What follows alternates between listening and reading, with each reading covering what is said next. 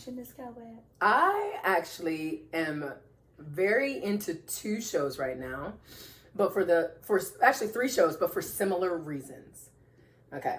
First of all, I love women. I support women. I champion women.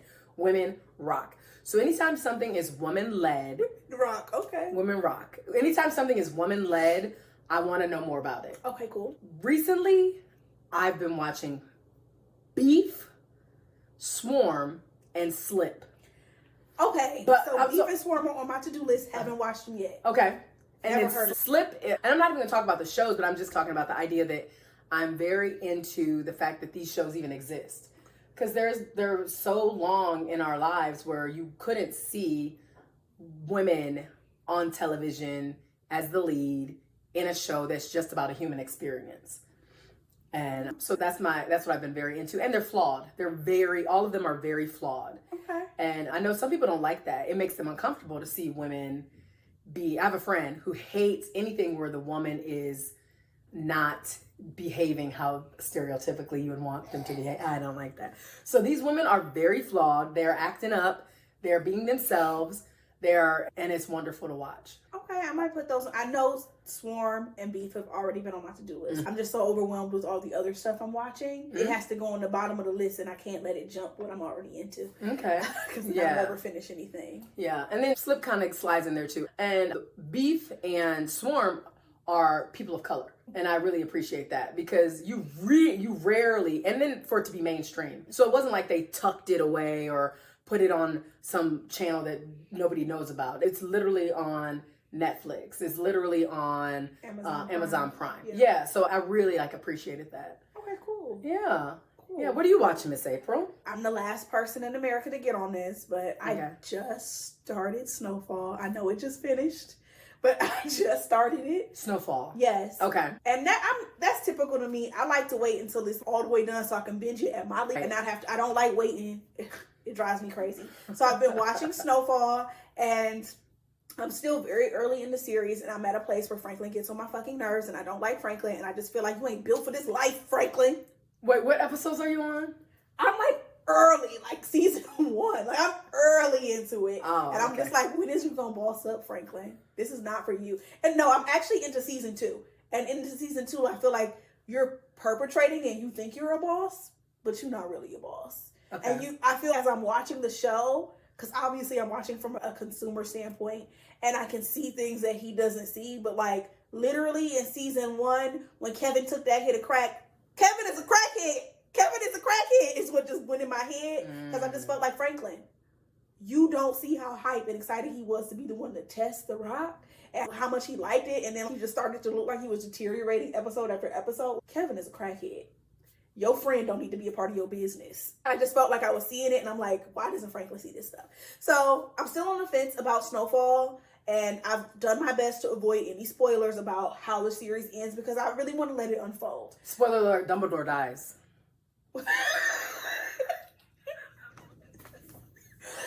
Okay, so I've been watching Snowfall, but what really has gotten my attention, anyone that knows me knows that I love all of those shows that have been polygamy based, Sister Wives, Seeking Sister Wives, Escaping Polygamy. I myself am not a polygamist, and it's not a lifestyle that I feel like that I could live, but I've been so drawn in and interested by it, right? Now they got Brother Husbands. TLC. Y'all know what y'all doing. Okay, so tell me, why is Brother Husbands what is it even about? What's the premise? It's literally the flip-flop. So we know the flip-flop of Sister Wives. Seeking Sister Wives. So it's seeking. They're seeking brother husbands. Okay. And there's people who have already been living this lifestyle, and they're just looking to add to their collective. So the difference about this is it's not, first of all, it is not being in a polyamorous relationship. It is not a woman and her husband and they're having separate relationships. This is literally a woman having one husband, seeking another husband, and she's having individual relationships with all of these men, and these men are only having a relationship with her. These men are not having other women. These men are not cheating. These men are not sexually attracted to one another. They're just into sharing her. Let that sink in for a second. I don't know a man on the planet that's okay with that. Clearly you do, because there's lots of men that are on this show. And that's why you don't know any. Is it scripted? I don't know a man. Do you know a man that would be able to do this? Absolutely. Do you? Absolutely. Okay. And so as I'm watching the show, people, as I talk about it, people are like, they're sister wives and people are doing it. Why can't women do it? And I said, the one thing that stood out to me about sister wives, the majority of people live in that lifestyle. It's based in a religion, right? Not anymore. But for a long time, it's been religious based. And even on Seeking Sister Wives, there were people, a lot of them outside of the African-American family. Okay. A lot of the other families had already been Mormons. And they just were stepping away. So there's still this religious belief of growing this family, growing to get into heaven, all of that. So they weren't Mormon. Remember, they're fundamental. Yeah, from a fundamental. Yes, yeah. And so there's no religious context to brother husbands. Okay, so it's really just these women wanting to live their best lives. And also the men wanting to live their best lives. Because clearly they like this woman. And see, that's the thing. As you watch it, they're miserable. Are they miserable because they don't have exclusivity to their partner? Or are they miserable because they have their own stuff that they're going through? Exactly. No, I'm asking because I don't watch the show yet. I'll watch it. As you get into it, everyone is okay with it. But the more you watch it, the more they're uncomfortable and miserable with the idea of you getting another person. It's like they didn't really do the homework. Like they didn't think about what this was going to be for real. Okay? So, example. There's this one, and these are people of color.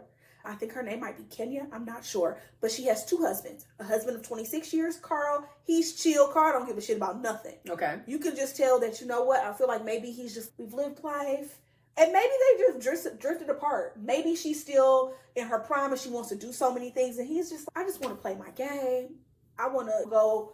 I want to walk every now and then. Like he is not problematic whatsoever. And Okay. then she has her second husband that she's had for 10 years. And this man is needy as hell. Okay? He just comes off as so needy.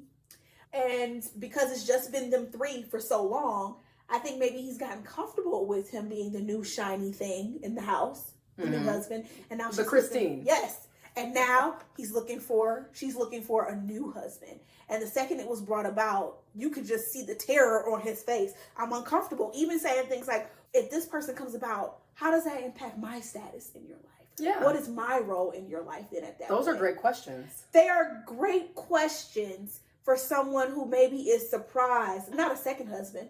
How is that a good question for a second husband when you already knew what I was into? You came into this. Or you just thought it was only going to be the two of us? That's the thing.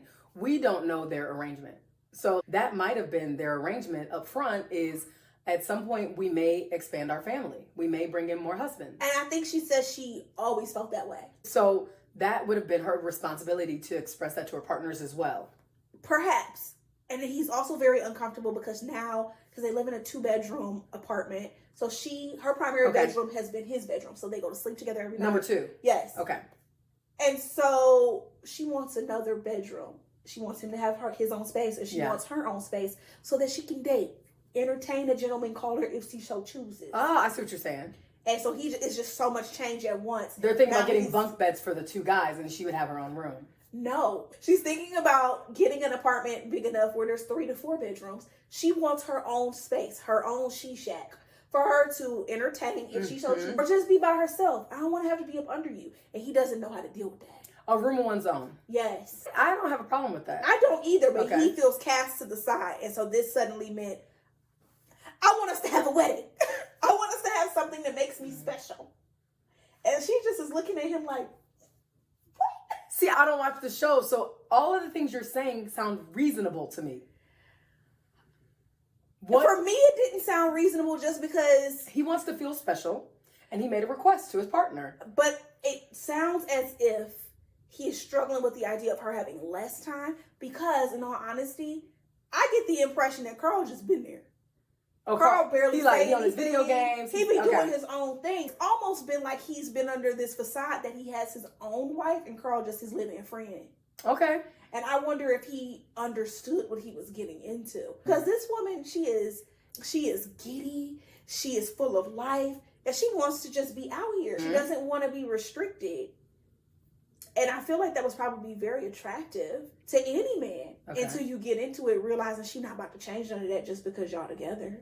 And that once again would be something you talk about before you get into the relationship. Perhaps. And maybe they did. We don't know. Like maybe they did. Like we're missing some information. It's extremely entertaining. And then there's another couple where the way they got into this, she cheated on him.